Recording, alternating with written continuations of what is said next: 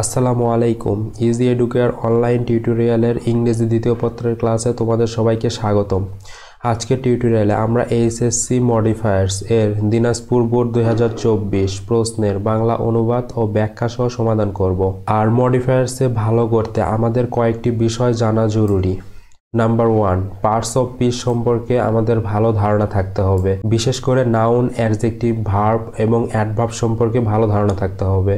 দ্বিতীয়ত, আমাদের কিছু বেসিক মডিফায়ার্সের রুলস জানতে হবে। আমরা পূর্বের ভিডিওতে গুরুত্বপূর্ণ 8টি মডিফায়ার্সের রুলস নিয়ে আলোচনা করেছি। তোমরা চাইলে আজকের ভিডিও ডিসক্রিপশন বক্সে দেওয়া লিঙ্ক থেকে দেখে নিতে পারো, তাহলে আজকের প্রশ্ন বুঝতে সুবিধা হবে। এবং ফাইনালি বেশি বেশি বোর্ড প্রশ্ন প্র্যাকটিস করতে হবে।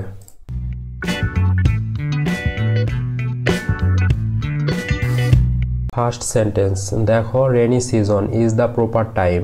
বর্ষাকাল হলো উপযুক্ত সময় ফর প্লান্টেশন, রোপণের জন্য।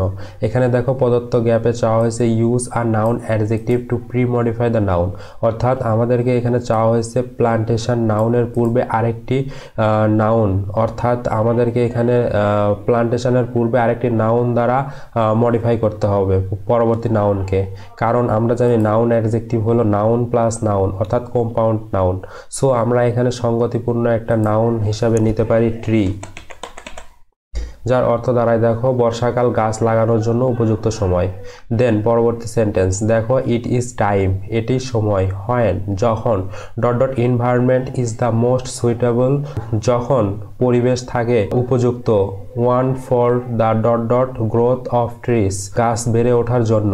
দেখো এখানে প্রথম গ্যাপে অর্থাৎ নাম্বার বিতে চাওয়া হয়েছে use article two pre modify the noun, অর্থাৎ আমাদেরকে এখানে নাউন এনভায়রনমেন্ট এর পূর্বে একটি আর্টিকেল নিয়ে প্রদত্ত নাউনকে মডিফাই করতে হবে। সো এখানে আমরা আর্টিকেল হিসেবে নিতে পারি দি, কারণ দেখো এখানে নির্দিষ্ট সময়, নির্দিষ্ট একটা এনভায়রনমেন্ট অর্থাৎ বর্ষাকালের কথা বলা হয়েছে, আর আমরা জানি যে নির্দিষ্ট সময় বোঝাতে আর্টিকেল দি বসে।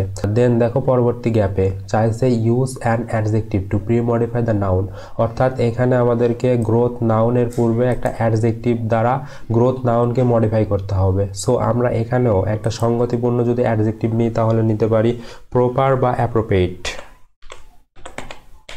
দেন দেখো পরবর্তী sentence, we should plant trees, আমাদের উচিত গাছ রোপণ করা। According to suitability of the land, জমির উপযুক্ততা অনুসারে।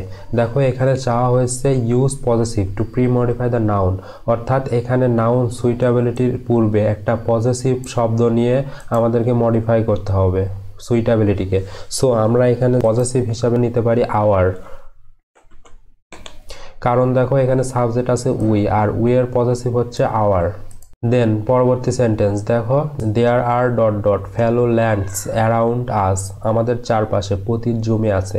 এখানে দেখো প্রদত্ত নাম্বার গ্যাপে চাওয়া হয়েছে use quantifier two pre modify the noun, অর্থাৎ এখানে noun compound noun fallow lands এর পূর্বে আমাদের একটা কোয়ান্টিফায়ার মডিফায়ার হিসেবে ইউজ করতে হবে। সো আমরা জানি যে কোয়ান্টিফায়ারের মধ্যে অন্তর্গত many, mass, few, little, all, lot of. So আমরা এখানে সঙ্গতিপূর্ণ কোয়ান্টিফায়ার হিসাবে মেনি ইউজ করতে পারি। দেন দেখো পরবর্তী sentence, we can plant sapling on lands, জমিতে আমরা চারা রোপণ করতে পারি।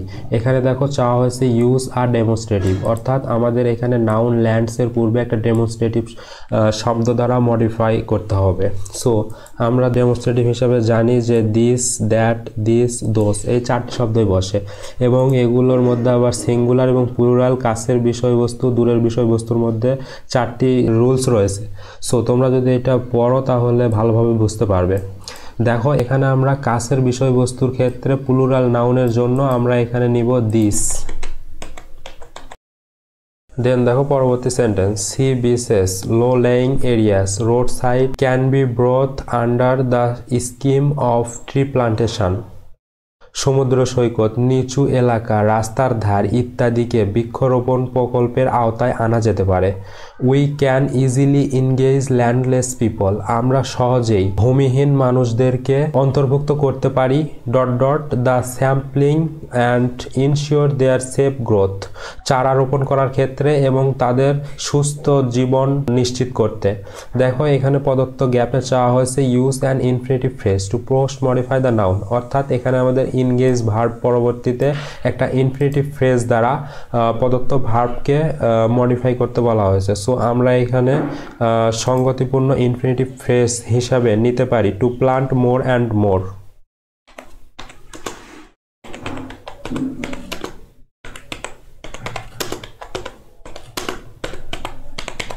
দেন পরবর্তী সেন্টেন্স দেখো, the success of tree plantation programme, বৃক্ষরোপণ কর্মসূচির সফলতা রিকোয়ার্স প্রয়োজন ইউনাইটেড ইফোর্ট, ঐক্যবদ্ধ প্রচেষ্টা। দেখো এখানে চাওয়া হয়েছে use an article two pre modify the noun phrase, অর্থাৎ এখানে নাউন ফ্রেজ ইউনাইটেড ইফোর্ট এর পূর্বে আমাদেরকে একটা আর্টিকেল দ্বারা মডিফাই করতে বলা হয়েছে। সো আমরা এখানে যদি সঙ্গতিপূর্ণ আর্টিকেল নিই, দেখো নিতে পারি এ। দেন দেখো পরবর্তী sentence, the government, Sarkar, the NGOs and the educated section of the society, NGO এবং সমাজের শিক্ষিত অংশকে শুড ওয়ার্ক, কাজ করা উচিত ইন দ্য রিগার্ড, একসঙ্গে। দেখো এখানে চাওয়া হয়েছে post modify the verb with adverbial, অর্থাৎ এখানে ভার্ব ওয়ার্ক পরবর্তীতে অ্যাডভার্ব দ্বারা মডিফাই করতে। সো এখানে আমরা প্রদত্ত ওয়ার্ক ভার্বকে মডিফাই করতে একটা সঙ্গতিপূর্ণ অ্যাডভার্ব হিসাবে টুগেদার নিতে পারি। দেন দেখো সর্বশেষ sentence, everybody should come forward, সকলের উচিত সামনে আসা, স্পন্টেনিয়াসলি স্বতঃস্ফূর্তভাবে, টু কন্ট্রিবিউট অবদান রাখতে, টু নোবেল ক্যাম্পেইন মহৎ অভিযানে। দেখো এখানে প্রদত্ত জি নাম্বার গ্যাপে বলা হয়েছে ইউজ আর demonstrative to pre modify the noun phrase, অর্থাৎ এখানে প্রদত্ত নোবেল ক্যাম্পেইন নাউন ফ্রেজের পূর্বে একটা ডেমনস্ট্রেটিভ ইউজ করতে বলা হয়েছে। সো আমরা পূর্বেই একটা ডেমনস্ট্রেটিভের ব্যবহার দেখেছিলাম। সো এখানেও পূর্বের ন্যায় সঙ্গতিপূর্ণ একটা ডেমনস্ট্রেটিভ হিসাবে আমরা নিতে পারি দিস।